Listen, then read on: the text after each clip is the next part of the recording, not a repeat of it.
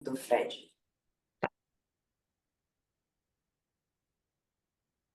Podemos, mulheres? Muito bom dia a todas. Bom dia, Ana Lu. Bom dia. Bom dia, pessoal. Bom dia. Vamos lá, então. Nossa intenção aqui hoje é a gente discutir um pouquinho de dever fiduciário conectado com as questões de sustentabilidade ambiental, clima. O Fred vai entrar com a gente mais ou menos 9 horas, porque ele tinha um primeiro call às 8h30, então eu falei para a gente dar uma invertida. Não tenho nenhuma intenção de esgotar assunto. Vou trazer para vocês alguns dos pontos com os quais eu já trabalhei. Em 22, eu fiz um parecer bem longo de dever fiduciário, mas ele estava mais voltado para agentes fiduciários, quando a gente falava de fundo de investimento imobiliário e fundo de previdência fechada, tá? Mas então eu vou trazer alguns highlights aqui, fiquem absolutamente à vontade. Eu mandei alguns materiais. Quando a gente terminar, eu mando outros, porque o mais importante, depois eu vi que eu não mandei para vocês, que foi a decisão do caso de Brumadinho da CVM, porque lá a gente tem as diretrizes mais novas aí em relação ao dever fiduciário. Mas eu passo para todo mundo, tá? Alguém quer fazer alguma colocação antes da gente começar? Tudo certo? Então, interrompa a hora que quiserem. A gente vai passando aqui. A hora que o Fred entrar, eu vou fazer a troca com ele, tá bom? Primeira coisa, só para a gente retomar, a própria WCD fez 2 eventos de dever fiduciário ano passado, segundo semestre também. Até a gente teve o IASBEC em um deles, e tem um parecer muito famoso do IASBEC, mas para crédito de carbono, por isso que o nome dele me ressoa tanto. Eu só vou retomar aqui com vocês a base normativa, porque toda vez que a gente discute as questões E do ESG, eu acho que falta a gente lembrar que a discussão é sempre embasada em normativo. Aqui no Brasil, principalmente, a gente tem lei ou regulação, decreto, portaria, resolução para absolutamente todos os temas. E aí a gente vê as discussões serem todas na base das boas práticas ou no que a gente pratica, mas sem nenhum fundamento no que eu tenho de normativo ou não. Para falar de dever fiduciário, puxando o que a gente tem de base normativa, a gente vai trabalhar com dever de diligência e lealdade, que fazendo aquela tradução, a gente está falando de cuidado, de honestidade, boa-fé, dos executivos que estão em posição de gerir ativos ou recursos de terceiro em nome e benefício dos terceiros, como se donos fossem. É o que a gente tem aí na lei das SA, né?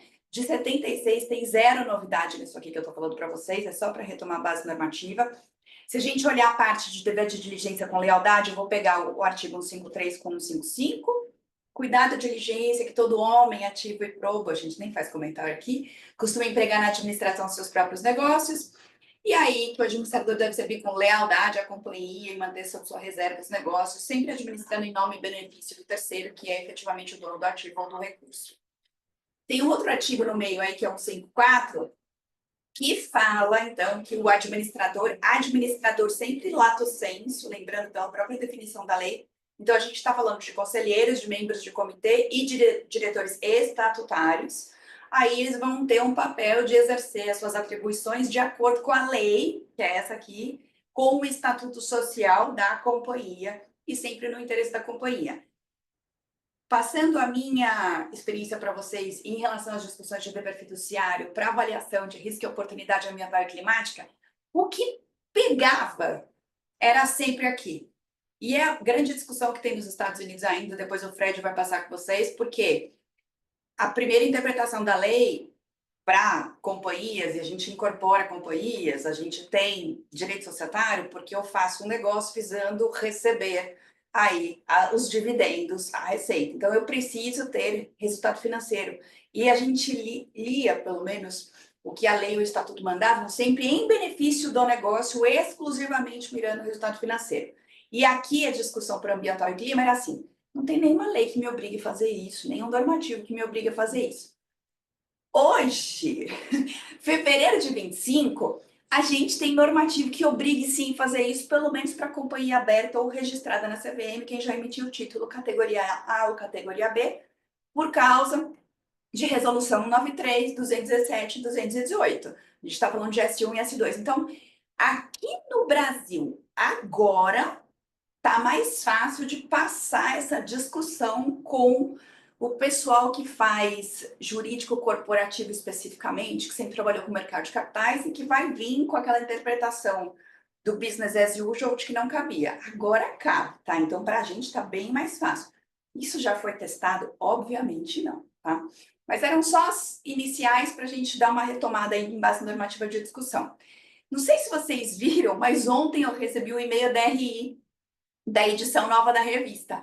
E tem um artigo do João Pedro, que é o presidente da CVM, exatamente sobre dever fiduciário, só que ele foca em dois deveres aí que ficam dentro do fiduciário, o dever de informar e o dever de sigilo. Isso aqui é o foco do artigo, mas ele está indo exatamente lá na parte do 153, 154, 155, que a gente acabou de ver.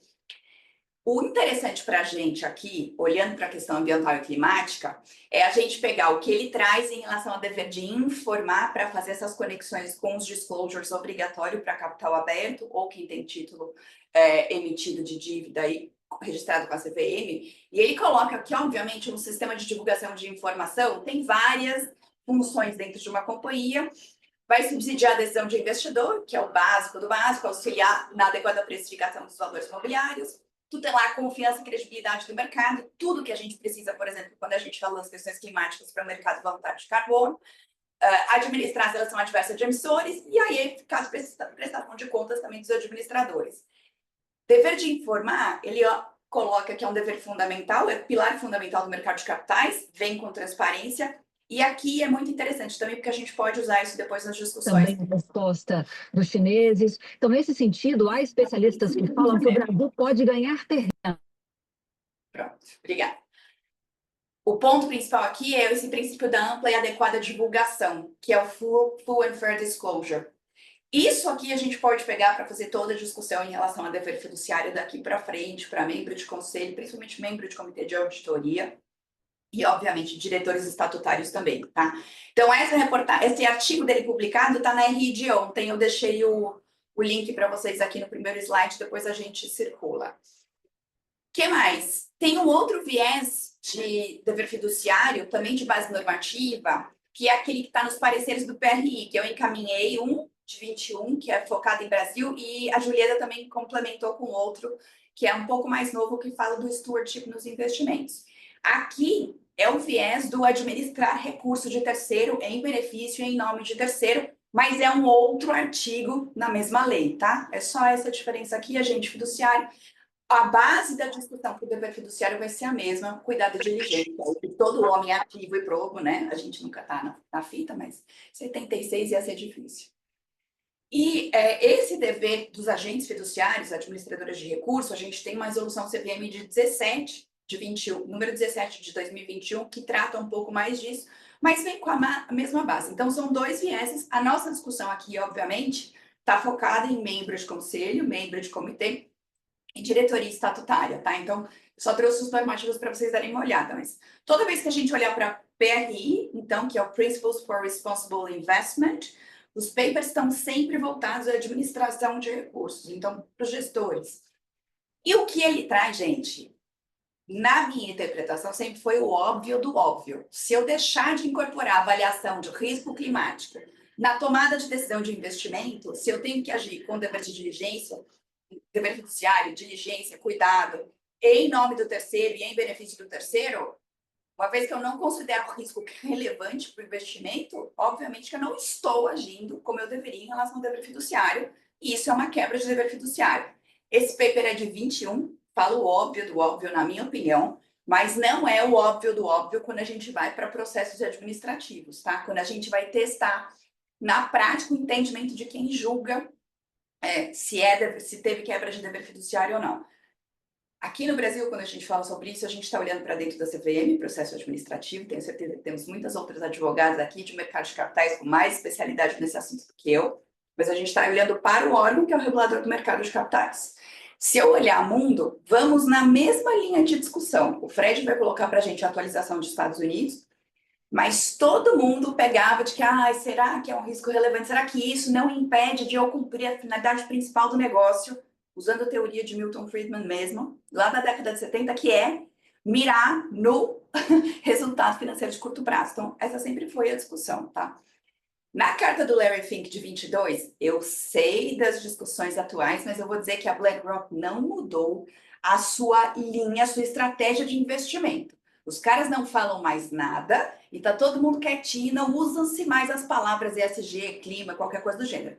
Mas eles não mudaram, gente, a estratégia de investimento. Por que eles não mudaram isso? Porque exatamente na qualidade de agentes fiduciários, se eles deixam de avaliar um risco relevante, eles não estão atuando no melhor benefício do seu investidor, do dono do dinheiro, que confiou eles aí o recurso, tá? De novo, nada de muita novidade. O que eu queria ressaltar de base normativa aqui com vocês é quando a gente trata de Previc. Então, olhando o sistema financeiro, eu tenho o braço de Conselho Monetário Nacional e Bacen, que vai regular instituições financeiras aí e demais, por exemplo, cooperativas. Eu tenho o braço das seguradoras, não posso mais falar braço, desculpem. Eu tenho a divisão das seguradoras com a SUSEP, para olhar a parte de seguros privados. Eu tenho CVM com o mercado de capitais e eu vou ter Previc para falar de fundos de pensão. Quando a gente olha em termos de Brasil, regulação ESG, a única que está anos-luz do que a gente deveria, e a primeira que deveria estar pensando nisso, porque aqui é que está a discussão de retorno no longo prazo, de sobrevivência no negócio do longo prazo, porque afinal de contas são os planos de previdência, a gente precisa que as empresas durem, para eu ter aí o retorno para quem já trabalhou e está aposentado. Mas o único mais atrasado é Previc. A única coisa que a gente tem é a 4994 de 22, que é Conselho Monetário Nacional, por óbvio, tá? Mas que ela traz lá no artigo 10, parágrafo 4, falando, olha, riscos ambientais, sociais e de governança têm que ser avaliados na hora da tomada de decisão para os investimentos, sempre que possível. Obviamente que não tem, né, nenhum cabimento essa avaliação sempre que possível. Mas então, se vocês estiverem nos conselhos aqui das entidades de previdência, a discussão fica um pouco diferenciada, porque aqui a gente não tem lei que obrigue no Brasil a fazer essa avaliação, diferente agora de capital aberto, tá bom? Onde quem tem título de dívida emitida registrado na CVM. Tudo bem? Outro ponto aqui só, quando a gente fala então de fazer avaliação de risco ambiental e risco climático, essa definição fica muito etérea para avaliar dever fiduciário. Falar, tem que avaliar isso ou não tem que avaliar isso? Mas só para trazer para vocês, pegando essa base de sistema financeiro, sem olhar a norma ambiental, era esse o meu ponto aqui. Quando a gente vai olhar a definição do que é risco climático, eu posso pegar, por exemplo, formulário de referência que já me fala aí que eu vou ter que avaliar questões climáticas, tá? Nenhuma novidade aqui também, para capital aberto. Eu posso puxar a definição que eu tenho hoje de risco climático na EC2, do IFRS, mas se a gente está aqui no Brasil, eu ainda recomendaria dar uma olhada na 4557 de 2017 do Banco Central, que é a norma de gestão de risco, tá? Onde eles incluíram no pacote de 21 as questões ambientais, climáticas e sociais. Tem uma definição enorme do que é risco climático físico de transição e do que é risco climático físico. Se vocês olharem, pelo menos na minha opinião, não tem como surgir dúvida se isto daqui é material para afetar resultado dos negócios no curto, médio ou longo prazo. Então, se eu tenho uma definição enorme do que é risco climático, transição ou físico pelo Banco Central Brasileiro, como é que eu posso, de fato, falar que eu cumpro o dever fiduciário se o negócio não fez as suas avaliações do que é material risco climático do ponto de vista físico e de transição? Então, a gente tem subsídio para fazer isso. Me parece que em 2025 não deveria mais haver discussão se cabe ou se não cabe, mas ainda temos um longo chão pela frente, tá? Monique, vou só te pedir uma gentileza. Se você ver que o Fred entra, você me avisa aqui, porque aí eu vou dar a palavra para ele e a gente continua depois, tá bom? Bom dia, Ana Lu. Acabei de Já entrar tô aqui. aqui. Tudo bem? Tudo bem, Fred, muitíssimo obrigada por ter se juntado a gente. Deixa eu tirar o meu spotlight aqui, então. Só um segundo. Pronto. Obrigada, Fred, pelo seu tempo, por estar aqui conosco. Eu principalmente estou muito ansiosa pela sua aula aí.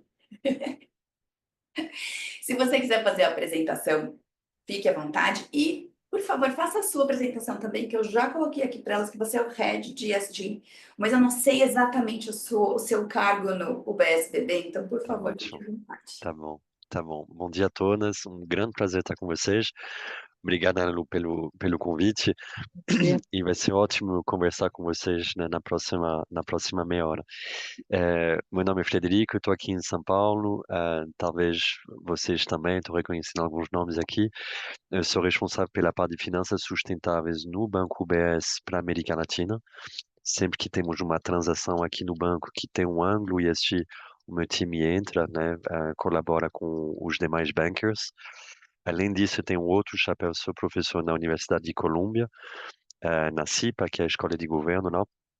E eu tenho basicamente a cadeira de finanças sustentáveis lá, onde eu ensino e dou aulas desde 2017.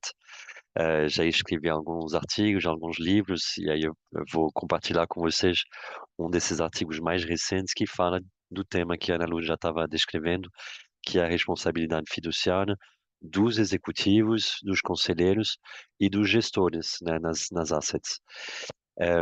Só para terminar a parte da apresentação, eu faço parte do Comitê de Sustentabilidade da Sabesp e da Wikibold, e eu estou no comitê do IBGC, onde eu tenho o prazer de aprender com a Ana Lu. Então, esse é um pouco sobre mim e vai ser um prazer falar com vocês agora nesse call, mas fiquem à vontade, né, se quiserem manter um contato depois.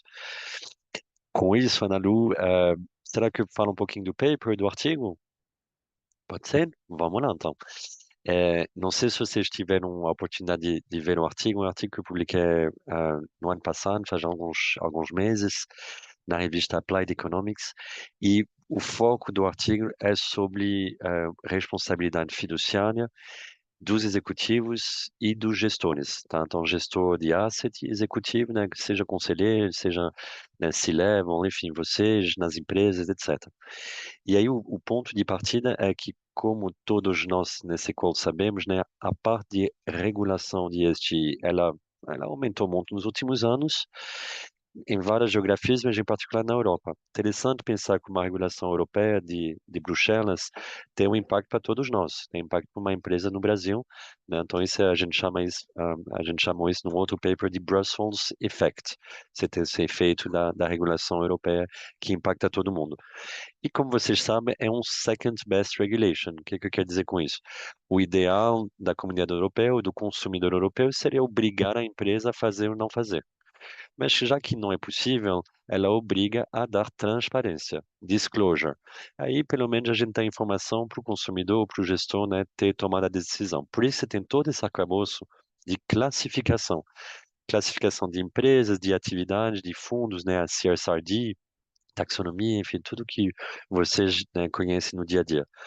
Então, de um lado, a regulação ela só aumenta. De outro lado, e faz parte, né, do mundo real, o backlash também tem aumentado, esse sentimento contra o ESG. E aí não é só de janeiro, né, com a passação de governo nos Estados Unidos, a gente já estava sentindo isso já faz um tempo, porque você tinha uma resistência. Na medida que a regulação aumenta, que os pedidos aumentam, às vezes não tão embasados em fatos, você tem um sentimento, né, de resistência, de oposição. Então, o pessoal fala muitas vezes, né, desse movimento de pêndulo, que foi de um lado, agora está indo do outro, e muitas vezes né, o caminho certo é em algum lugar no meio. Estava falando com uma empresa de carbono ontem e eles comentaram que a notícia boa ou ruim, dependendo do ângulo, é que a crise social, a crise climática, ela não se preocupe muito com o que a gente está fazendo com o ESG, né? Ela está continuando e talvez vocês tenham visto que em janeiro, de novo, né, as temperaturas ficaram completamente fora do padrão, então isso preocupa muito seguradoras ou né, empresas de real estate, enfim, o mundo real. Então, nesse contexto de polarização, a gente vê um contexto de judicialização. Né? Vocês devem ter visto, né, esse chart que mostra que a quantidade de litigations, né, que tem a ver com ESG no mundo inteiro, tem vários casos na Europa, mas você começa a ter casos na Austrália, nos Estados Unidos, no Brasil. O Brasil é o terceiro país com mais casos de litigation relacionados com ESG. Então, super relevante.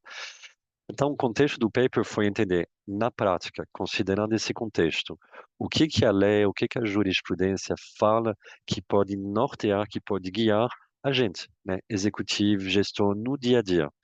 tá? E o que a gente fez aqui com os meus alunos, né, o meu lab de pesquisa, é pegar a jurisprudência americana, que tipicamente é a mais pro company, né, pro shareholder, e entender o que que ela fala de fato, né? Então esse é o contexto, né, para vocês do paper. Por que que o ESG entra na jurisprudência? Vocês, né, a Nalu estava comentando, perdi o começo, mas eu entendo que né, vocês já discutindo do fato da pesquisa acadêmica, né, pesquisa embasada, a gente não está falando de ética, a gente não está falando de desejo, a gente está falando aqui de o que que os dados sugerem quando a gente faz regressões, né, coisas muito boring, né, quando a gente olha os dados. A pesquisa acadêmica, ela sugere uma correlação muito forte entre boas práticas de ESG e um nível de risco menor para uma empresa, tá?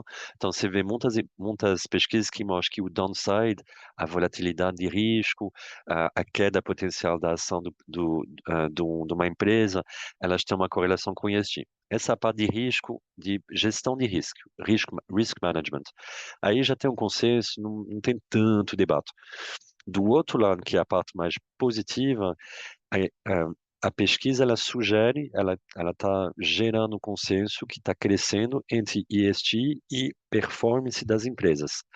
Aí sim, eu vou ser bem honesto com vocês, tem um debate super quente, porque o pessoal não concorda, e porque também, dentro do ESG, se torna muito difícil saber o que que é no ESG. A diversidade, tem mais mulheres ou tem menos carbono, enfim. O ESG é um guarda-chuva de muita coisa. Tá que o mundo acadêmico ele precisa correr um pouco mais rápido para a gente ter um entendimento mais refinado dessa correlação. Dito isso, quando você olha os papers como um todo, a gente chama de meta-study. Então, os papers que analisam milhares de outros papers e acumula, agrupam isso, existe um consenso no mundo acadêmico que você tem uma correlação entre ESG e performance financeira, Corporate Financial Performance, ok?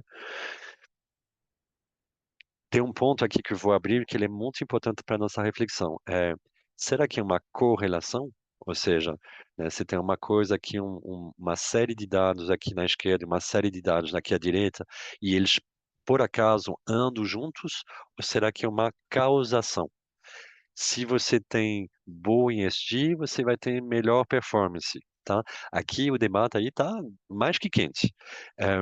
Então eu abro isso porque é muito importante. Tem gente que fala que é por acaso, aí eu pessoalmente acho que isso não faz sentido. Tem gente que fala que pode ser até uma causação reversa. Se a empresa está indo bem, aí ela vai gastar mais com ESG. Em alguns casos a gente vê isso mesmo, tá? E aí quando a coisa aperta, de repente fala, poxa, essas políticas aí de ESG, vamos cortar um pouco. Então, reverse causation, né, é uma teoria também que existe. E tem algumas teorias que falam que talvez seja uma terceira variável, e isso pessoalmente eu acredito bastante. Imaginemos que você tem uma boa governança, um bom management. Aí tem que definir o que que é boa governança, bom management. Mas de repente ele vai ter como consequência, uma boa política de ESG e também uma boa performance, tá? Então, só guardem isso em mente que quando a gente bota uma coisa com outra coisa e a gente fala que eles andam junto, tem que perguntar, é correlação, é causação? Será que tem outra coisa em cima, né, que direciona? Então, tudo isso faz parte dos nossos debates fascinantes, né, do mundo acadêmico. Por exemplo, eu vou dar para vocês, e aí eu sei que eu estou num grupo muito seleto, muito específico, todos os papers que a gente vê sobre diversidade e performance, eles são inconclusivos, tá? Não tem um consenso e, infelizmente, que a gente gostaria de ter esse paper que vai nos ajudar, né, no dia a dia. Você tem papers que mostram que mais diversidade atrapalha a performance e papers que mostram que mais diversidade ajuda a performance, tá? Aí o mundo acadêmico não chegou. Estou falando de academia aqui, tá? Não estou falando né, do mundo de executivos. Do outro lado, alguns temas como contabilidade não agressiva, ou seja, não ter accruals, não ter modificações de regras contábeis, isso tem uma correlação que já está pacificado, né? O mundo acadêmico tem muitos papers que vão na mesma direção, falam que isso é favorável para uma performance da empresa, ter uma empresa que está né, que tem um bom ambiente de trabalho, que, por exemplo, tem um paper muito famoso que olha que empresas que são best place to work têm uma performance melhor. Isso está pacificado no mundo acadêmico. Então, dentro do guarda-chuva, né, de ESG, alguma coisa ainda temos que refinar, trabalhar, entender melhor, e a gente tem que tomar muito cuidado com o resultado que a gente gostaria de ver, mas que de repente o dado ainda não suporta. E tem outros subtemas como governança, best place to work, aí está pacificado, né, no nosso mundo. Tá bom? Com tudo isso, com toda essa dificuldade que vocês têm que viver, né, como executivas, como conselheira, enfim, com o seu dia a dia, tem um relatório essencial, não sei se vocês já falaram sobre ele, da Freshfields, de 2005, sob responsabilidade fiduciária. 2005, né, faz 20 anos, é, assim, surreal que a gente está falando disso hoje, né, com um relatório que foi patrocinado pela UNEP-FI. Freshfields é, obviamente, esse escritório de advocacia muito renomado, muito bem reputado. E eu vou ler só uma frase para vocês que resume o highlight do relatório. É um relatório de 500 páginas. Ele fala que integrating ESG considerations into an investment analysis so as to more reliably predict financial performance is clearly permissible and is arguably required in all jurisdictions. A gente está em 2005, você tem esse relatório da ONU que fala, gestor executivo, você tem que incluir responsabilidade fiduciária, a consideração ESG consideration, né, para destravar valor, tá? 2005.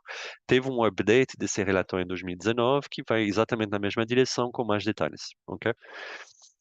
O que a gente fez nesse paper? A gente pegou esse contexto e a gente olhou a jurisprudência dos Estados Unidos, que é o mercado, né, que obviamente é o maior em termos de mercado de capitais, mas também é um mercado que defende sempre a teoria de shareholder primacy.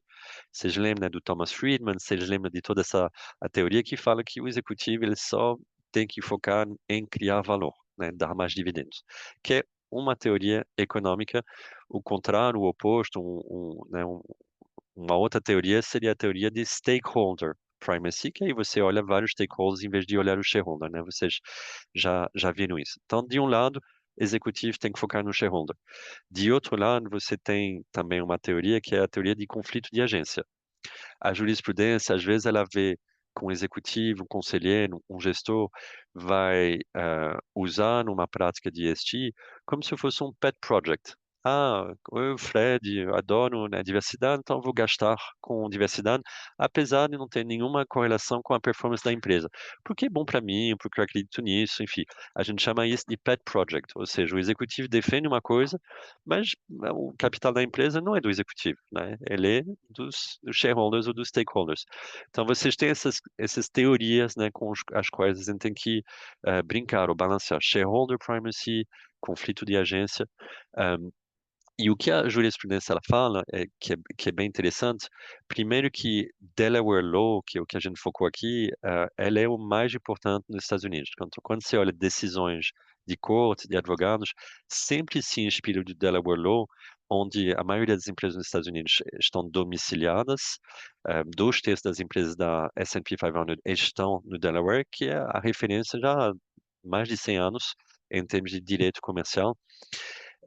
E ela influencia, né, os outros estados, e ela sempre falou a favor do shareholder primacy. Delaware Law sempre falou, eu preciso focar no shareholder, no acionista, tá?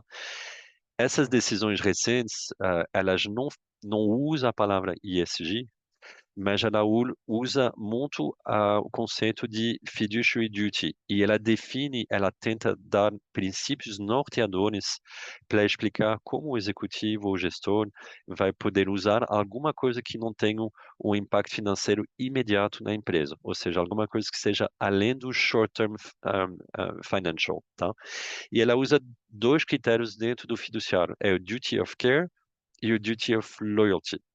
O duty of care, ela usa a palavra de... Adoro essas palavras que sempre parecem uma coisa mais antiquada um pouco. Ela fala que ordinarily careful and prudent men, né, would use those principles. Ou seja, para o care, ela usa essa ideia de prudência, né, basicamente. E aí, quando você vai no detalhe, o que ela fala que é um care? O care quer dizer que você, como executiva, como conselheiro, você tem que se informar. Então, você tem uma obrigação de pesquisar, se informar, pedir, exigir de repente um relatório adicional para poder, né, suportar a sua tomada de decisão. Ela tem que ser uma coisa que é racional, ou seja, dá para relacionar a sua tomada de decisão com uma coisa que vai ser benéfica para a empresa. Então, duty of care é isso. E o duty of loyalty, que é o outro princípio norteador, é tomar uma decisão que é a favor da empresa, ou seja, o benefício da empresa tem que vir antes do benefício próprio da gente como conselheiro, como executivo. Então, isso é o loyalty, tá? Então, care e loyalty são os dois princípios que a jurisprudência, né, define de maneira muito clara. E um terceiro ponto que a gente descobriu, que isso foi fascinante, em alguns casos vocês conseguem ver decisões que são claramente ligadas ao ESG e que alguém na ponta oposta poderia definir como waste of resources.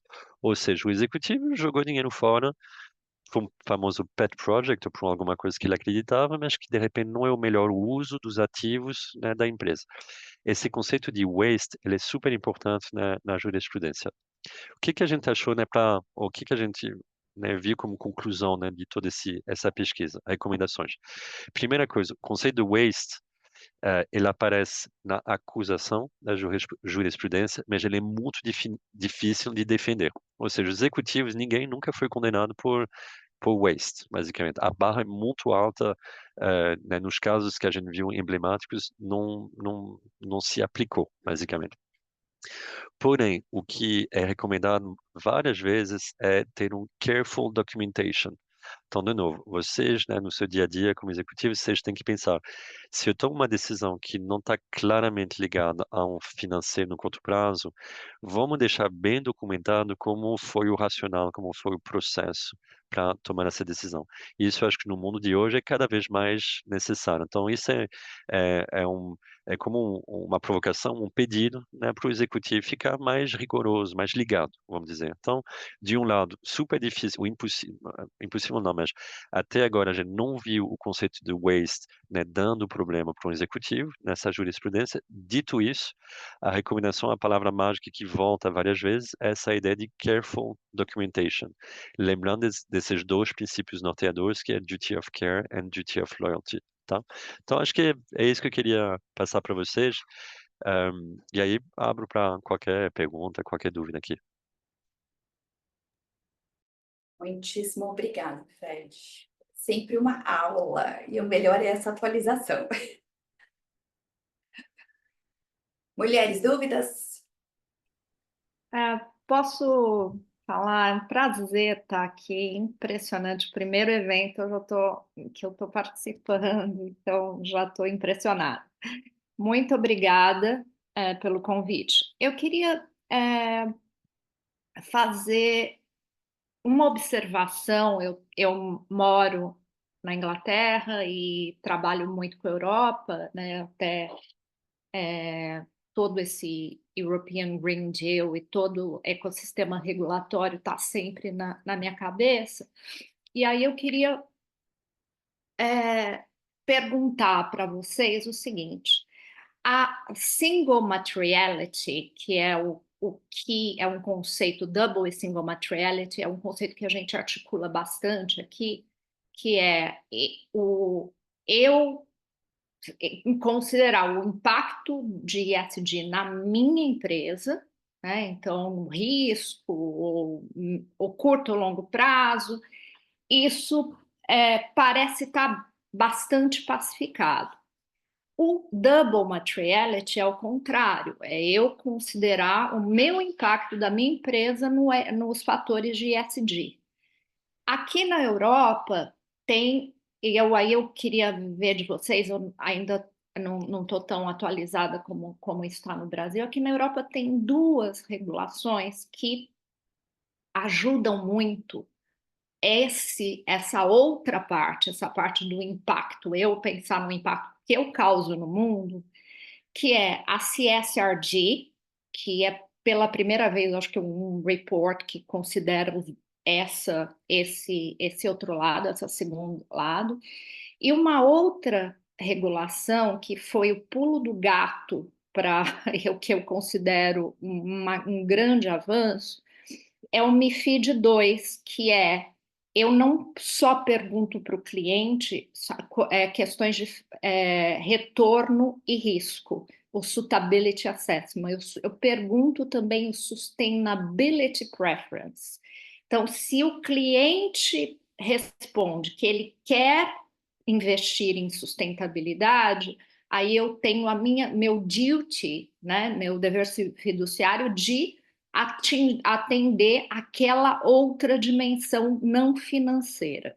Então, basicamente, o que eu queria a visão de vocês, né, sobre esse segundo layer de eu empresa tendo impacto no mundo, ou eu asset manager dando um apoio, dando uma atenção a outras dimensões que não a financeira. Fred, eu vou começar aqui, aí você complementa, por favor. Julieta, bom dia, prazer em conhecê-la. Quando a gente olha nesse viés do investimento, então a gente vai para aquela definição do agente fiduciário. A gente tem os dois vieses aqui pela legislação brasileira, tá? Se você for encaixar essas discussões para Brasil especificamente, aqui todo o nosso direcionamento, mas geral, não especificamente de investimento, é no financial materiality ou no single material. Num viés do single materiality, não é o impact, mas é só o financial. Porque a gente está tomando as normas para disclosure transparência de FRS, e lá eu só tenho financial materiality, tá? Agora, de novo, se você pegar os papers do PRI, aquele de 21, o mais recente que você mandou, e tudo que a gente tem de direcionamento, quando você vai avaliar, até o que a própria BlackRock colocou na carta de 22, no meu entendimento, você precisaria, quer o cliente questione sobre sustainability effects, impacts, ou seja lá o que for, você já teria a obrigação de fazer essa avaliação prévia na hora de tomar decisão de investimento. Direcionar especificamente para impacto positivo, aí sim, só com um mandato específico do dono do dinheiro mesmo, tá? Mas aí é minha opinião. Fred, por favor. Perfeito, Obrigada. totalmente alinhado aí, Julieta, prazer falar com você. É interessante o mundo acadêmico e o mercado muitas vezes opõem Estados Unidos e Europa nessa visão. Tem um que defende, tem um que mais, até às vezes é um pouco clichê, né? Tem um que é mais focado em dinheiro, né? Que é o mercado americano, e aí é só a materialidade financeira, o single materiality. E aí tem um europeu mais perdidão, né? Às vezes você escuta umas coisas, né, do mercado que olham no double materiality, ou seja, ele olha no impacto, né? Então você tem essa aí posição que é uma dicotomia super simplória, obviamente, mas você escuta muito isso. Lembrando que na Europa é uma obrigação regulatória, então não é porque a empresa tem uma visão ética, é legal. Não, o regulador, né, o taxpayer europeu, né, os cidadãos decidiram que era uma obrigação das empresas, dos agentes econômicos.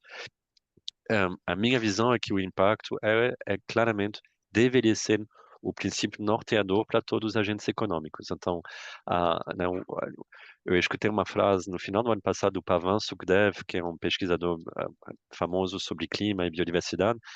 Ele falou que o impacto, em algum momento, vai se tornar o teu risco financeiro e a tua performance financeira. Talvez não esteja precificado hoje, porque existem externalidades positivas e negativas que a gente não precifica, mas em algum momento vai bater. Tá? Então, eu achei que isso era um jeito né, de close the circle, um pouco. E só para terminar aqui, do mesmo jeito que você tem essa simplificação Estados Unidos e Europa, e aí o Brasil muitas vezes fica um pouco entre os dois, você tem essa simplificação, a dicotomia entre IFRS, que é mais do financeiro, ou né, SASB, os princípios contábeis, e GRI, ou a parte de reporting da Europa, que é um pouco mais abrangente, que tem mais do impacto, tá? E aí você tem um pouco esse conflito, ou esses debates entre os dois princípios. O que é que vai vencer? Você escuta isso muitas vezes, né, na pesquisa. Dito isso, o IFRS, no momento que ele começa a ter S1 e S2, que foca em clima, em carbono, ele já está entrando no impacto, né? Porque S2, carbono, clima, já começa a ser um impacto. Tudo bem que tem uma parte financeira super relevante, mas a gente está indo um pouco além. Então, eu acho que para mim é uma visão de esperança, no sentido que a gente está indo numa convergência para maior impacto, tá? Monta a minha visão. Ó. Obrigada. O Brasil não tem expectativa de incorporar uma regulamentação um pouco mais alinhada com a Europa, ou vocês não têm ideia? Double materiality, o que eu tenho de notícia é, pelo menos no curto prazo ou médio prazo, não. Tá, obrigada. Imagina. Gente, olha só, nós estamos em cima do horário do Fred. Cris e Lúcia, vocês fazem umas perguntas rapidinhas, junta as duas e o Fred responde. A Lúcia já Pode desistiu. ficar até 9h30, não sei como é que é o horário de vocês, tá? Bom dia a todos, bom dia, Frederic. Obrigada pela tua explicação, Ana Lu, obrigada por organizar aqui. A minha pergunta vai em relação às doações, que na verdade que usam leis de incentivo, né? Nos Estados Unidos até 2% pode ser usado, e na Europa também, aqui no Brasil, e aqui no Brasil a gente usa pouco e usa com não tantos critérios, né? Eu trabalhei em grandes empresas a minha carreira inteira, muito relacionada a investimento socioambiental e relações governamentais e marca, e eu adorei o conceito que você falou do Pet Project. Realmente, às vezes, essas verbas vão direcionadas aos Pet Projects. Passei muito tempo mudando isso, trazendo mais transparência. E o que pode afetar também a reputação das empresas, né? Então, essas leis e esses sistemas que você comentou, isso, toda esse não é investimento, né? Toda essa destinação, né, fiscal, ela pode estar aí dentro também ou não? Isso é só relacionado a investimentos de capital da empresa? Essa é uma ótima pergunta, Cristiana. Obrigado e prazer falar com você. E não foi o foco da pesquisa, tá sendo bem transparente. Estou tentando relacionar um pouco o que que a gente viu. A gente, na jurisprudência, né, a gente não viu tanto esses investimentos ou gastos com projetos patrocinados, tá? Então, não é isso que apareceu lá nos Estados Unidos. É, dito isso, fazendo uma analogia, eu acho que a ideia seria exatamente o que você mencionou, né? De dar mais transparência, de ter um processo interno para que seja a tomada de decisão do executivo para patrocinar ou não, seja algo que seja transparente e não seja discricionário. Lembrando que na jurisprudência, e eu estou fazendo analogias, tá? Mas na jurisprudência eles falam de maneira muito clara que o poder discricionário do executivo está protegido. Eles falam desse jeito, ou seja, no limite, se o executivo, né, não documentou tão bem, com a jurisprudência que a gente analisou até agora, ele não pode ser acusado, ele não pode ser processado, tá? Mas dito isso, acho que é sempre uma melhor prática de governança, tá? Então, de novo, não foi o foco da pesquisa, mas acho que estou bem alinhado com o que você comentou e a sua visão. Obrigada. Obrigado. Obrigada, Fred. Tudo bem, mulheres? Podemos liberar o Fred, então, e agradecê-lo? Fred, muitíssimo obrigada pela sua gentileza de compartilhar com a gente aí os Imagina, resultados. Sei que o seu imagina. horário é super concorrido, mas vai ser bom que também tiver eu, a Dani Manoli, a Lúcia, a gente tiver na Comissão de Sustentabilidade do Ah, que IBGE. bom. Ótimo, prazer. Obrigado pelo convite, prazer ver vocês. Vamos ficar em contato. Um abraço, bom dia. Tchau, tchau. Obrigada, bom Tchau. dia. Ele é uma gentileza sempre. E é um poço de conhecimento, gente. O que vocês precisarem, ele está sempre à disposição. E vai estar na Comissão de Sustentabilidade com a gente. Ó. Eu vou prosseguir aqui só para mostrar para vocês o resto que eu tinha trazido e a gente para discutir, tá? Se eu olhar Estados Unidos 2021, foi aquele primeiro parecer do DB Voice com o PRI que eu compartilhei com vocês, que é esse aqui, tá?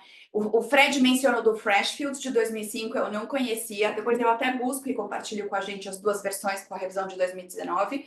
Esse aqui foi o primeiro, teve um webinar dele.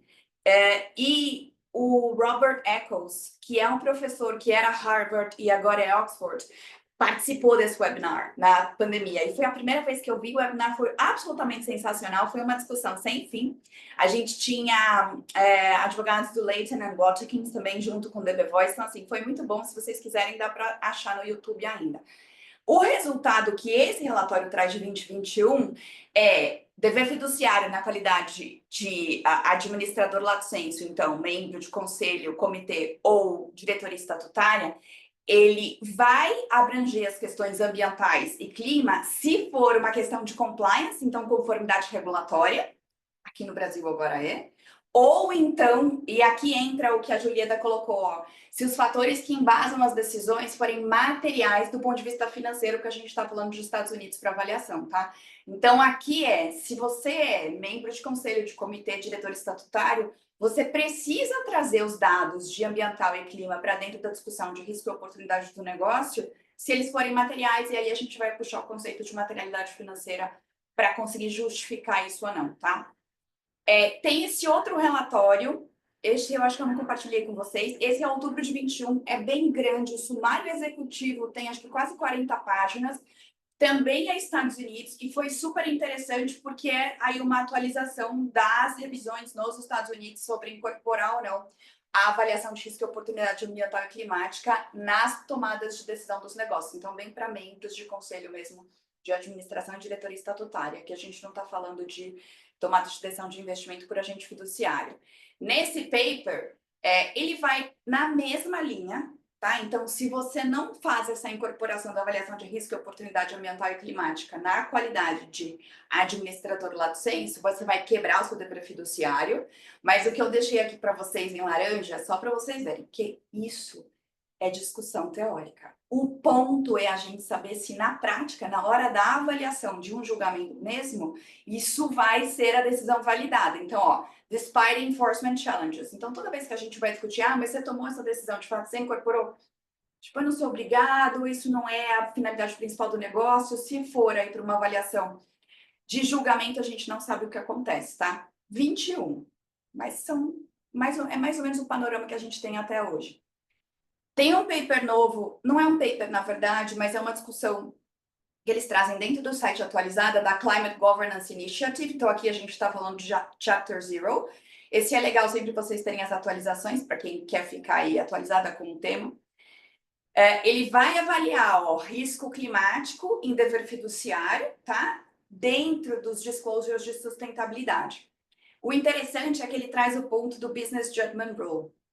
Para quem trabalha com essas questões de sustentabilidade há bastante tempo, principalmente no viés mais regulatório, eu ouvi muitas vezes a vida inteira que era assim, isso é Business Judgment Rule. Tipo, para de me encher o saco, que eu não vou avaliar isso, porque isso aí tá no meu viés discricionário de tomada de decisão. E aí, assim, viés discricionário, porcaria nenhuma. Porque agora a gente tem regulação que manda incorporação de risco, pega o S1 e S2, mas mesmo assim, toda vez que a gente fala de compliance, então principalmente olhando o impacto, não tem business judgment rule, você não tem, aqui não é discricionário para você. E eles trazem isso agora, isso aqui acho que é do ano passado, se eu não estou enganada, tá? E aí eles vêm com uma outra parte só de dever fiduciário em relação aos disclosures de sustentabilidade.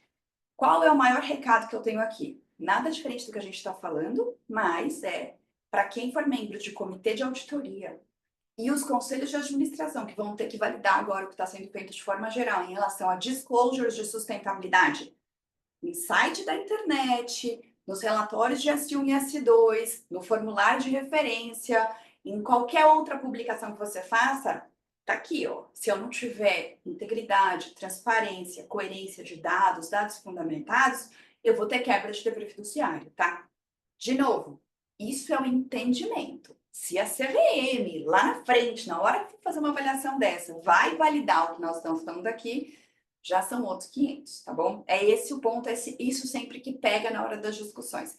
Eu deixei as partes mais importantes desse último relatório do CGI para vocês aqui. Vocês vão ficar com o PowerPoint, a gente não precisa ler. Agora, vamos só para a parte mais interessante, mais nova que temos aqui. Toda vez que a gente mencionava o dever fiduciário em relação às questões ambientais e clima, eu não tinha nenhum julgado administrativo, processo administrativo julgado pela CVM que discutia dever fiduciário em questões ambientais. Tem vários antigos, mas nada neste nível. A gente não chegava em discussão mais aprofundada. Qual era o primeiro grande divisor de águas que eu, por exemplo, estava esperando muito que chegasse no final? Era o processo administrativo que tinha sido instaurado no caso da Vale de Brumadinho, tá? Só para dar uma geral para vocês em relação ao processo, eu tive primeiro a CVM instaurando um processo administrativo na CEP, este aqui, que era geralzão e abrangeu todos os estatutários e todos os membros de conselho. Era administrativo porque eles iam avaliar se aquilo de fato era material para ser apresentado uma acusação ou não. Então, tem um primeiro step administrativo, um primeiro passo administrativo na CVM, que é essa avaliação geral. Tem um relatório que é resultado dessa avaliação geral.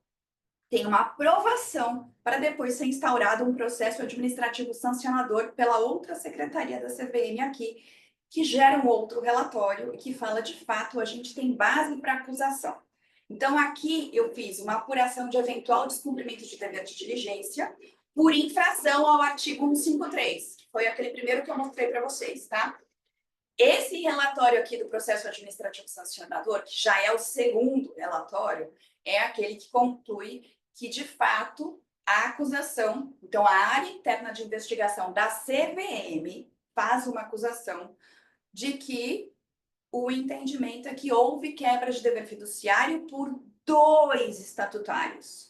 Então, tudo que eu tinha aqui de discussão acabou, todos os membros de conselho, os demais estatutários, nada, mas eu tive 2 aqui, cujo processo de investigação interna da CVM elaborou um relatório de acusação falando, ó, diretor-presidente e diretor de ferrosos quebraram o dever fiduciário. E aí é em cima disso aqui que o processo vai a julgamento na CVM, ok? Eu estou dando informações gerais sobre como é que funciona o processo administrativo sancionador em relação à quebra de dever fiduciário na CVM, porque é o primeiro caso que a gente tem correlação com questão ambiental aqui. Tudo bem? Esses votos, o relatório final, o julgamento final, foi final do ano passado, dezembro, se eu não estou enganada. Então, ele é super recente. O que é a acusação o departamento da CVM que faz isso, ok? Chama acusação, mas é um processo administrativo, não é criminal. Mas ele centrou-se aí na falta de exercício do dever de diligência por parte dos diretores, estes 2.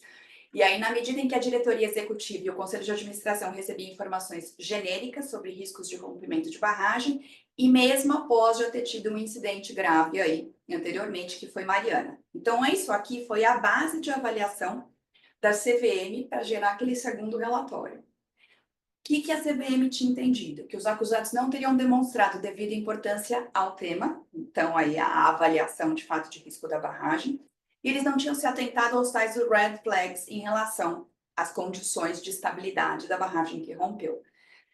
Este departamento aqui, que eu não vou lembrar a sigla inteira para vocês, é Secretaria alguma coisa da CVM, então avaliou profundamente a governança corporativa da Vale. Eles pegam o organograma corporativo e eles esmiuçam o que o Estatuto Social traz no organograma corporativo, de quais são as funções do diretor-presidente, quais são as funções dos diretores executivos, que são os estatutários, dos diretores operacionais que respondiam para os diretores executivos, para os gerentes executivos que ficavam embaixo, por aí vai. Então, quando a gente fala de ter uma boa governança corporativa, isso é absolutamente essencial, porque se, quando e onde acontecer algum processo administrativo que vai investigar a quebra de dever fiduciário, gente, todos estes detalhes, a burocracia é avaliada muito profundamente, tá? Então, o cargo mesmo descritivo, que a gente acha que fica só no papel, aqui fez toda a diferença para que a CVM gerasse aquele segundo relatório aqui, que levou, de fato, a um processo sancionador aqui para 2 presidentes, tá? Para 2 diretores estatutários, perdão. Eu selecionei aqui 3 pontos para vocês da acusação, da peça de acusação. A peça de acusação, segundo o relatório, é o que vai aí para os componentes, para os diretores que vão compor o julgamento, que é o diretor-presidente, foi o João Pedro, o Daniel Maeda, que foi o relator, o João Ascioli, e tem um quarto, gente, Otto, não me lembro o nome dele, mas foram 4 diretores aqui que avaliaram essa peça de acusação e que aí deram final para o julgamento do caso. Então, o que a acusação avaliou? A administração da companhia e o risco de rompimento de barragem. A alta administração somente recebia informações genéricas sobre risco de barragens. Então, quando a gente está nos conselhos e nos comitês, o ideal principalmente se é um assunto material, de alto risco, mesmo que a probabilidade de materialização seja pequena, o que já mata a matriz de risco, que é feita com base em business as usual, de probabilidade de impacto. Então, mesmo que o risco seja alto e a probabilidade seja pequena, informação genérica só não vai valer, tá? Porque isso agora está nessa peça de acusação. Eu preciso ter mais dados e mais detalhados. Eu preciso, como aí conselheiro ou diretor estatutário, entender risco específico de cada barragem, nesse caso foi a acusação colocou, porque ele era tratado de forma isolada, tinha poucas apresentações, sempre indicando que as barragens estavam com a estabilidade ok, tinham a declaração de condição de estabilidade. Então, ele vai puxando os detalhes do que aconteceu, do dia a dia mesmo, ou da avaliação de como é que funcionava isso. E eles ainda trazem que em 17 e 18 o tema rompimento de barragens da Vale Ferrosos foi abordado em apenas 2 reuniões de diretoria de Ferrosos a cada ano.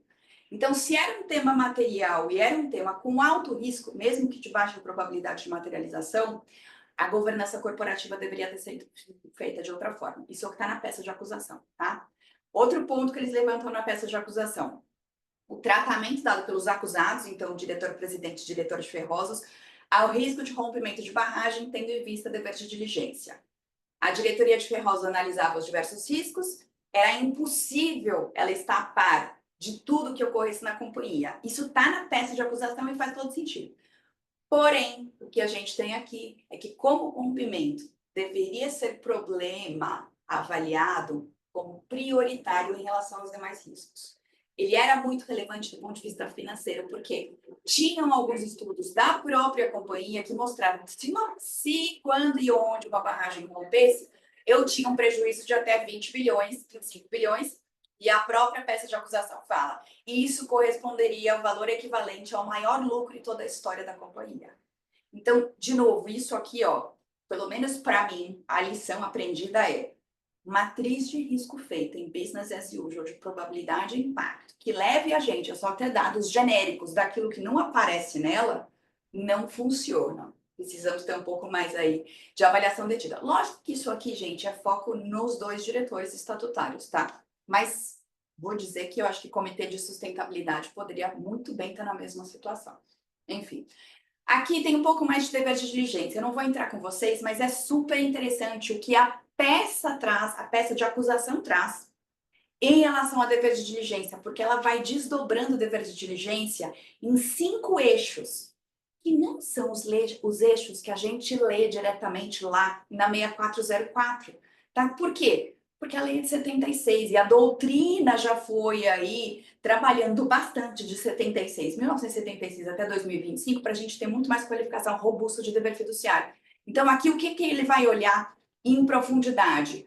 Como é que foi a qualificação dos 2 diretores estatutários para o cargo que eles exerciam? Como é que eles se informavam, o dever de informar, o dever de investigar e o dever de vigiar?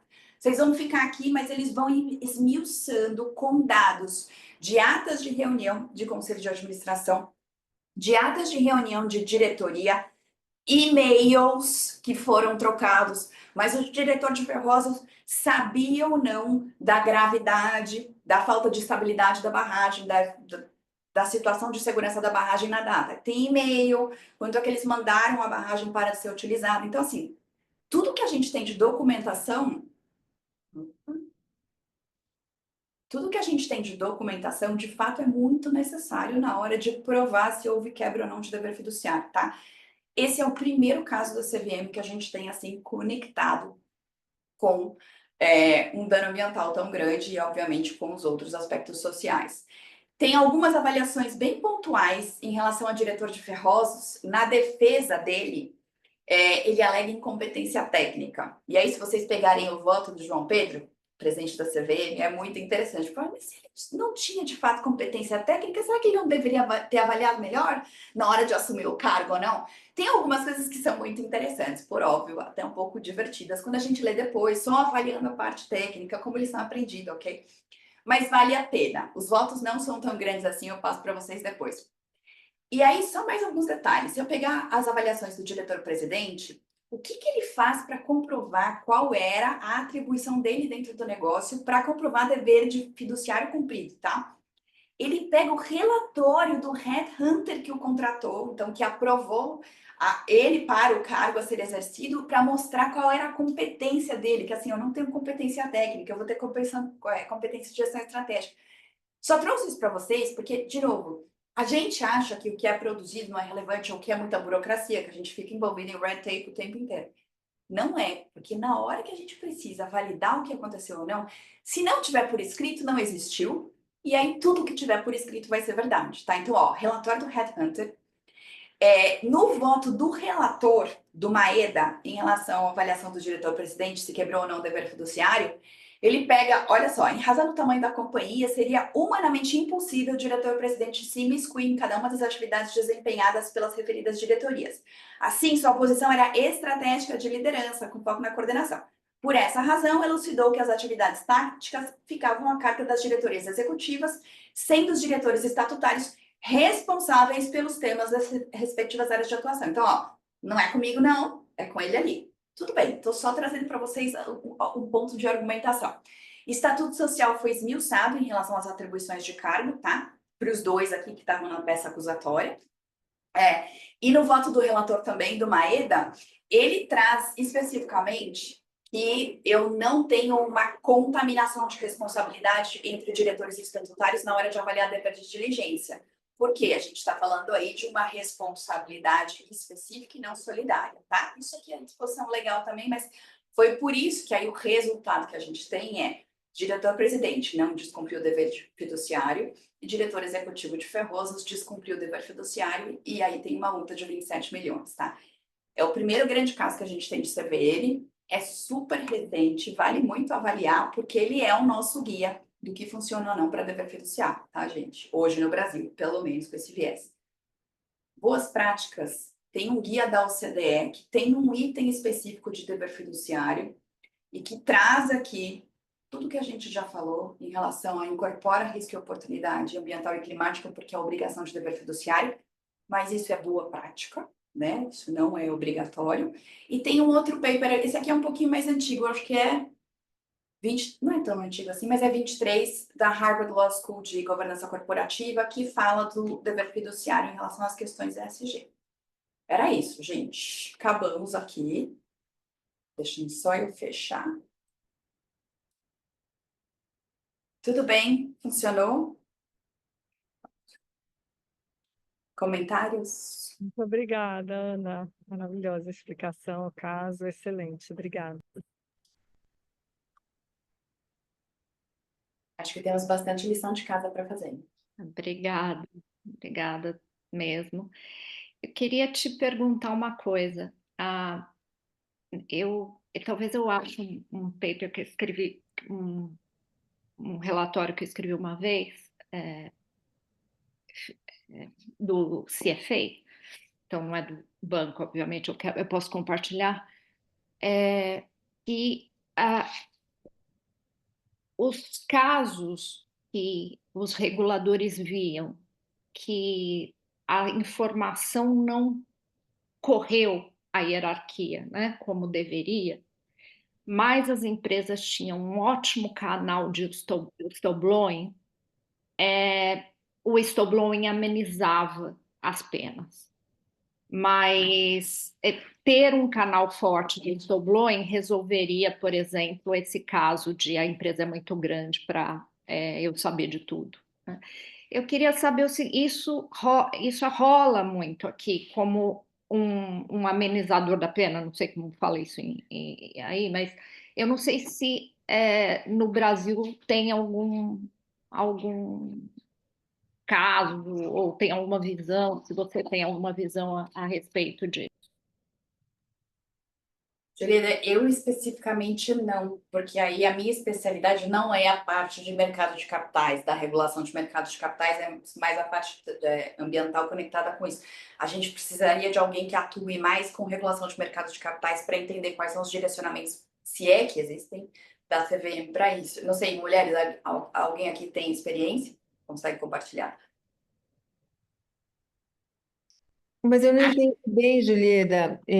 A ideia é o quê? Canal de denúncias? É É, o isso? canal de denúncia, se a empresa não tem um bom canal de denúncia, esse tipo de coisa já cai no diretor-presidente, vai, usando o mesmo exemplo, tá? Então é porque ele não teve a diligência necessária para instituir um mecanismo de denúncias que fosse robusto e que pudesse pegar esses pequenos casos. Isso vale muito em fraude aqui, no Fraud Act, né, nas discussões, quem é que tem a responsabilidade ou não, né? Porque na fraude você tem que ter a intenção de fraudar. Que eu Mas acho que não foi o caso, que eu acho que não foi o caso da Vale, né? Não, não houve fraude, houve mais é, negligência, mais falta de diligência no acompanhamento e na sinalização de que ali poderia dar um problema. Não houve adulteração, me parece, né? Então, mas É, se eu puder complementar com relação ao canal de denúncias, o caso Americanas ficou bastante claro uma falta de um tratamento não assertivo do não, canal de denúncias. Então, a CVM fez agora uma audiência pública que a gente respondeu ano passado, acho que eles deram resposta, acho que em novembro, se eu não estiver enganada. Um dos pontos de alteração é exatamente o disclosure do canal de denúncias. Então, eles devem estar publicando agora, até março, abril, as alterações. Então, a gente está vendo uma série de alterações para as empresas do novo mercado, para tentar tirar falhas que permitiram as americanas chegarem no ponto que chegaram. E esse ponto, Julieta, do canal de denúncias, você vai ter um disclosure agora de quantas denúncias você recebe por categoria e quantas são tratadas, para que elas comecem a chamar a atenção dos investidores e do regulador, para que possam ser feitas perguntas pela sua própria CVM de como essas denúncias vão ser tratadas. Então, nesse caso, não é o caso da Vale, mas eu gosto do seu tema, porque a companhia tenta trazer à luz problemas que estão ali existentes, e eles caíam no ostracismo e não eram tratados, tá? Então, isso vai ser alterado no Brasil. bom saber. Eu tinha na minha memória que a Vale existia um conhecimento nos níveis baixos que não foi o conhecimento de que existia um risco e esse conhecimento, essa informação não subiu. Então, vocês estão falando que isso não existiu lá, né? Porque eu me lembro, não sei se foi Brumadinho, se foi Mariana, não lembro. Eu me lembro que tinha uma história de que os parâmetros técnicos eram discutidos, eram desafiados nos níveis mais baixos da organização, mas se não, então aí não vale mesmo, mas bom, Eu não me lembro com detalhes agora, Julieta. A gente tem um sumário executivo que ficou público no caso de Brumadinho, que foi foi uma investigação contratada pelo Conselho de Administração para entender o acidente. Lá tinha todos os detalhes. Aqui, nas discussões em relação à quebra de dever fiduciário, o que a gente tem só são as avaliações em alguns dos votos, se as informações eram genéricas e por que os diretores, os estatutários, não foram, de fato, se informar com mais detalhes em relação ao risco para as barragens. Mas é só isso, eles não fazem nenhuma outra discussão. tá, obrigada, Andréa, também André, você, depois a Lúcia. Eu acho que sou eu. Você estava falando do ponto, assim, até agradeço muito, o tema hoje caiu que nem uma luva para mim, porque ontem eu estava estudando a minha 404 no dever dos administradores, né? E principalmente toda a parte da responsabilidade fiduciária. Quando você estava comentando uma coisa que é importante para nós, sentados no conselho, a gente sabe que tudo que chega para a gente é tudo filtrado, bem filtrado, e a gente tem que achar um jeito de levantar o tapete para achar a sujeira que está ali embaixo. Então, acho que cada administrador aqui tem o seu estilo de tentar trazer mais transparência para dados que a gente sabe que estão ali filtrados, né? E problemas que estejam filtrados. eu gosto muito dessa sorte agora que as empresas, para economizar, estão colocando os conselheiros em uma série de comitês. Então, dou sempre a desculpa do comitê e começo a me enfiar nos lugares, porque, não, é por causa do comitê eu estou fazendo essa pergunta. Então, no fim, eles ajudam a gente a levantar o tapete. Agora, você comentou uma coisa, Ana, que você fala o seguinte, ó, quando você olha a matriz de risco, você está ali no vermelhão, preste atenção e comece a pedir ali para entrar essa pauta dentro do conselho para você dar esse disclosure. Eu estou com um problema ali, eu olhei matriz de risco, matriz de materialidade e o formulário de referência. E ninguém conversa com ninguém. E aí, o que eu fiz? Eu pus os 3 atores, porque eu tenho atores diferentes responsáveis por cada uma desses pontos. Então, eu tenho 120 pontos na matriz de risco, 60 pontos no formulário de referência e estou com a matriz de materialidade com 12 pontos. Então, eu botei os atores de cada uma delas e a gente está aí debatendo para ter certeza que... E engraçado que eu dei exatamente o exemplo de Brumadinho, né? Eu falei assim, pega a Vale, certamente queda de barragem está dentro da matriz de materialidade, mas entra na matriz de risco ali. Então, esse meu comentário é porque eu fiquei com uma preocupação de que um assunto que seja material, talvez, na situação em que a empresa se encontra, ele não consegue atingir o meu ponto vermelho da matriz de risco, mas isso não significa que ele não tenha que ter uma diligência e um foco.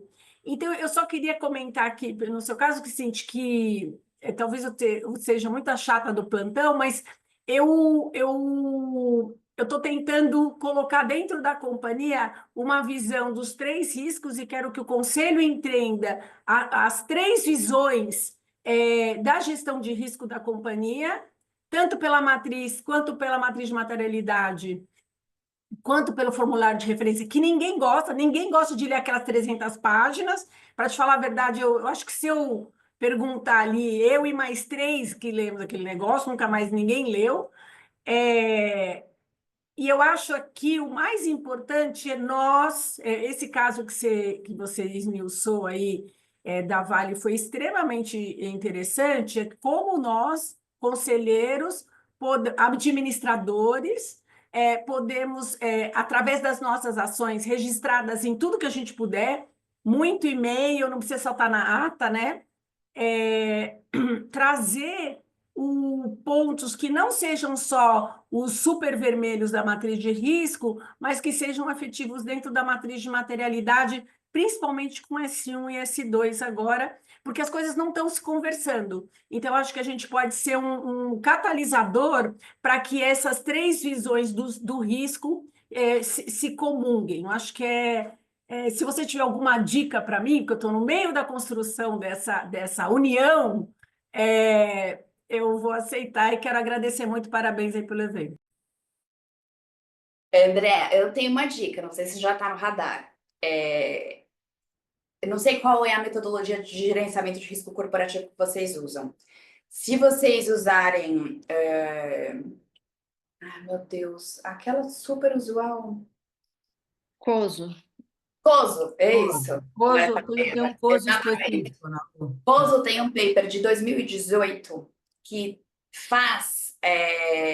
que traz a metodologia atualizada incorporando as questões ESG materiais.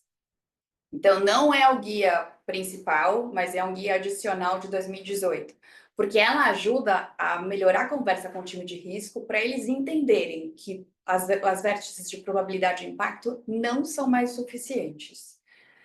Se alguém tiver em banco, tem um relatório do Bank for International Settlements, Comitê da Basileia, de 2019, janeiro de 20, perdão, que é o Green Swan. E lá ele traz especificamente para avaliar risco e estabilidade financeira, eu usar a probabilidade de impacto também não funciona mais, se eu usar isso isolado.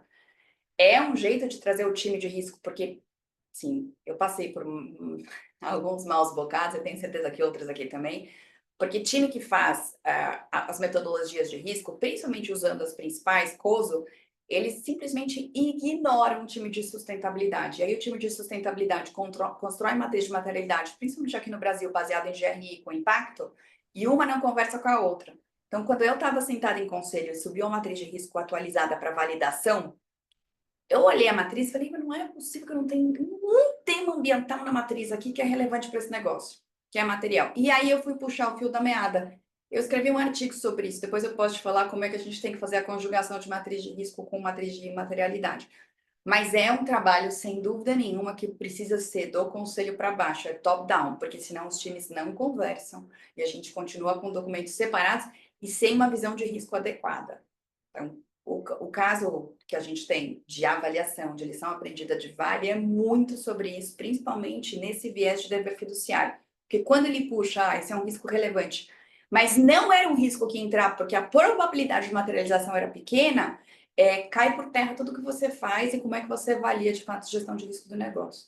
Se puder compartilhar o artigo, eu vou gostar muito, Ana. Pode deixar. Lúcia.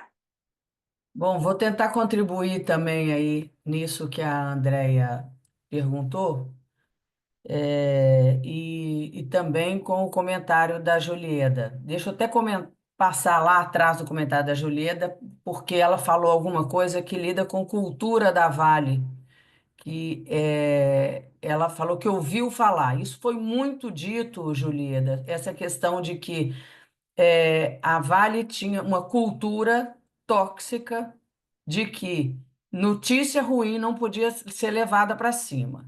E isso foi um dos grandes causadores de todos esses males aí que a gente viu, porque não indo para cima passou a não ser gerido de forma como deveria ser. Eu estive numa visita junto com um grupo do IBGC lá no acidente, em Brumadinho. E ouvimos da diretoria que foi criada para esse tema especificamente, depoimentos até muito comoventes desta percepção e pedido de desculpas. Então a gente ouviu e ouvi da diretora também, na época, que acabou de sair recentemente da Vale, a diretora de sustentabilidade, que lida com essa causa específica lá, que é como se fosse um pedido de desculpa o tempo inteiro, que a Vale estava revendo a sua cultura, porque aquilo causou muito mal, não só para o negócio, para a empresa, mas como para stakeholders, né, de uma forma geral. Então, tem sim, essa questão tem, só que a gente percebe que ela não permeou uma avaliação da CVM, quando se falou é isso que é a minha percepção ao ver toda essa explanação aí da Ana Lu e também o pouco que eu li sobre esse tema, do que já foi julgado.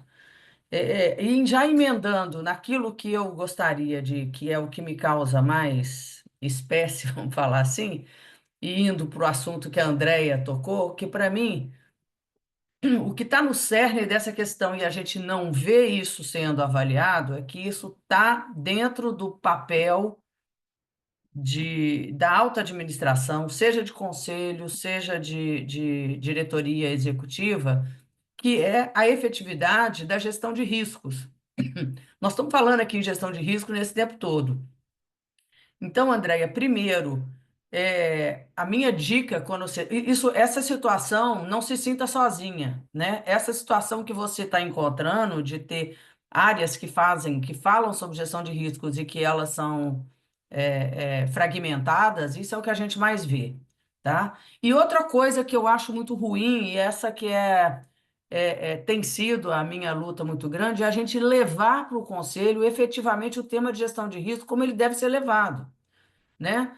O conselho está lá no papel do conselho, que ele tem determinadas coisas da gestão de risco de uma organização que tem que ser aprovado pelo conselho, tá? A principal delas é o nível de tolerância a risco. A partir do momento que eu estabeleço uma régua, eu preciso de criar responsabilidades para lidar com riscos que forem avaliados nesse determinado nível de exposição que são considerados não aceitáveis. A gente tem realmente a mania de olhar risco priorizado quando falar o vermelho do mapa, que é aquele de alta probabilidade e de alto impacto. Isso aí, gente, tem duas respostas. Ou eu tenho que trazer esse risco por uma baixa probabilidade, estabelecendo controles muito efetivos de monitoramento. Então, eu mudo ele de lugar no mapa, tá? Ou eu tenho que tirar ele fora, tiro do negócio ou terceirizo, faço seguro, algo que me dê uma garantia. Eu só tenho essas duas respostas para risco aí. Essa decisão tem que ser tomada no conselho. Aquilo que eu trabalho em controles para ser mitigado, né, aquele risco, o impacto continua alto, que é aquilo que a Ana Lu comentou agora. Nós temos que olhar para os riscos de alto impacto e de baixa probabilidade. Agora, existe uma única resposta para isso, não é olhar para isso, não. Chama-se certificar. Se eu dependo de controle para que aquele risco não se materialize, eu tenho que ter certeza absoluta que meus controles estão presentes. E isso vira papel, de novo, do conselho, de ter certeza que o controle interno está funcionando. Então, tem que ter um papel da auditoria interna séria, e se a auditoria interna não está capacitada para ver, por exemplo, a questão de barragens, tem que qualificar a auditoria interna para fazer isso. Tá? Ou eu tenho que ter terceiro. E isso tem que subir ao conselho com a sua resposta clara. Tá? E eu acho que o maior exemplo que Brumadinho não existe sobre isso. Então, existe essa regra de que todo mundo esquece que a resposta, o risco não está priorizado para ser mitigado ou para ser, como é que fala? Terceirizado ou transferido para outro. Mas eles têm que ser priorizados para ser certificado de uma forma muito séria, porque se esses controles falharem, eu vou ter um alto impacto. Só isso já justifica, né? Então, eu acho que a regra é essa. O que a conversa, Andréia, dessa questão de cima, como é que você une, a gente fala muito sobre isso, integração da gestão de risco com todos os processos. Então, isso, para que você tenha mais sucesso nisso, isso tem que vir de cima, como a Ana Lu comentou, e tem que estar dentro da estratégia. Quando você põe na estratégia, você chama o conselho, tá? Então, na estratégia, você tem que ter muito claro quais são os riscos que eu tenho para que essa estratégia não seja cumprida ou atingida. A estratégia ela se desdobra em orçamento de capital, em projetos, tá? Ela tem um desdobramento lógico. Cada etapa dessa tem que ser desdobrada em riscos para que isso não seja alcançado em cada uma das suas linhas. A partir do momento que você estabelece que gestão de risco tem que estar atrelado a todas as etapas da estratégia, da execução estratégica, você está implementando uma cultura de risco dentro da organização. Todo mundo vai falar a linguagem de risco, porque é outra coisa que fica estanque hoje. Então, risco, gente, não pode ser custo. Ela está virando ela é um centro de custo nas empresas, porque tem que falar, eu tenho que ticar lá para um formulário da Bolsa, para um formulário da CVM, que eu tenho uma gestão de risco presente, o que, na verdade, na maioria das vezes não tem, não é uma boa gestão de riscos, tá? E indo para a minha enxurrada porque eu estou muito, me desculpe, mas eu ando muito impactada com todas as coisas, os retrocessos todos que a gente está vivendo. A gente, quando está num passo maior, aí vem os Estados Unidos com uma avalanche de medidas contra enforcement, contra uma série de coisas que não nos ajuda. Quem está nesse papel, isso aí só faz que quem já não tinha muita vontade de agarrar essas questões, elas vão ser largadas. Eu hoje não tenho a menor é, ilusão de que o IFRS S1 e S2 vai ser implementado daquela forma que nós aqui desejamos. Que esse grupo aqui, eu tenho certeza que que desejaria uma implementação séria e como parte integrante da gestão de risco, do processo de gestão das organizações. Para mim, ela vai ficar como alguns IFRS que a gente tem por aí pelo caminho, em que a empresa trata porque ela tem que ter uma auditoria que vai dar um parecer, que vai falar que está ok, mas não é parte da gestão do negócio dela. Vou dar um exemplo para quem é familiarizado ou tem negócios que envolvem isso, tem o tal do IFRS 16. Ele é sobre aluguéis. Eles resolveram tratar despesa de aluguel, tá? Ela tem que ver o que é o aluguel, que é uma parte da operação, e esse aluguel ele vai ser arrendamento, ela vai ser como um ativo imobilizado. Eu deprecio esse valor. Então, não é mais como a gente controlava, que é aquilo que eu pago de aluguel no ano vai para o meu resultado, direto. O que as empresas fizeram? Tiveram que criar sistemas, é um negócio trabalhoso, difícil. A Adriana Caetano está aqui, deve saber muito bem o que eu estou querendo dizer. Demanda tempo de auditoria, dos auditores externos que estão revisando. E sabe o que as administração fazem com isso? Elas fazem esse negócio todo e controlam como se não existisse o IFRS, e quando ela coloca todos os indicadores, inclusive para publicar, que ela põe assim, EBITDA de acordo com o que está publicado. Ela informa lá. Aí ela põe embaixo assim, EBITDA ex IFRS 16. Então, ela gere o negócio dela sem aquela encrenca toda que deu um custo de implementação de sistema e de tudo. Ela não olha para aquele número. Ela exclui daquele número o que o IFRS mandou ela fazer.